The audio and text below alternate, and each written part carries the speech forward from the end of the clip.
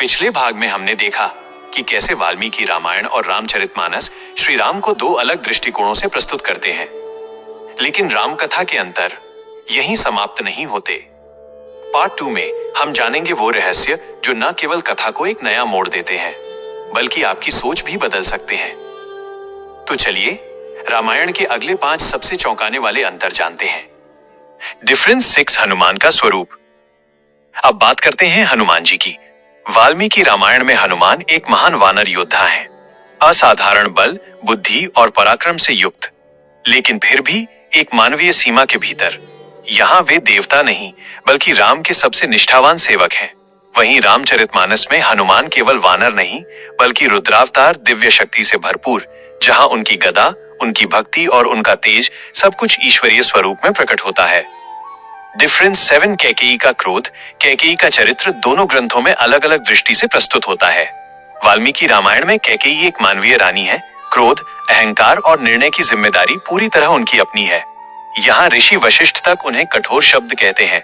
लेकिन रामचरितमानस में कैकेयी का पतन मुख्य रूप से मंथरा के बहकावे और माया का परिणाम माना गया है।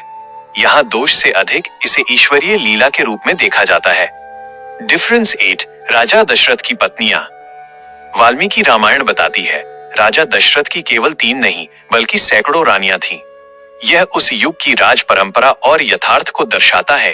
लेकिन तुलसीदास जी कथा को सरल और जनमानस के लिए सहज रखने हेतु केवल 3 प्रमुख रानियों कौसल्या, कैकेयी और सुमित्रा पर ही ध्यान केंद्रित करते हैं।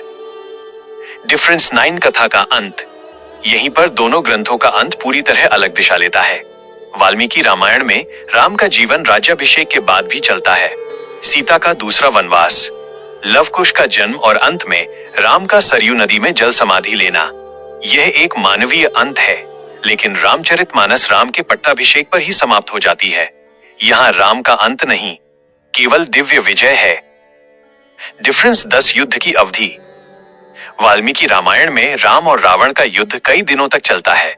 हार, चोट, थकान और रणनीति सब कुछ विस्तार से दिखाया गया है। पर रामचरितमानस में केवल एक ही निर्णायक युद्ध। राम शांत हैं, स्थिर हैं और एक ही क्षण में अधर्म का अंत हो जाता है।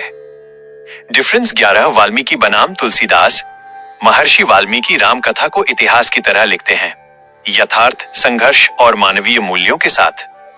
गोस्वामी तुलसीदास उसी कथा को भक्ति का अमृत बना देते हैं, जहां राम केवल राजा नहीं बल्कि हर भक्त के हृदय में बसने वाले भगवान हैं। फाइनल मर्ज। तो प्रश्न ये नहीं है कि राम मानव थे या भगवान। सत्य ये है, राम दोनों थे। वाल्मीकि हमें सिखाते हैं आदर्श मनुष्य कैसे बना जाए और तुलसीदास बताते हैं ईश्वर से प्रेम कैसे किया जाए। राम मर्यादा पुरुषोत्तम भी हैं और परब्रह्म भी। यही राम कथा का परम सत्य है। और ऐसी ही गहराई से भरी मिथोलॉजी वीडियो के लिए माइथो शॉट को लाइक और सब्सक्राइब करना न भूलें। जय श्री राम।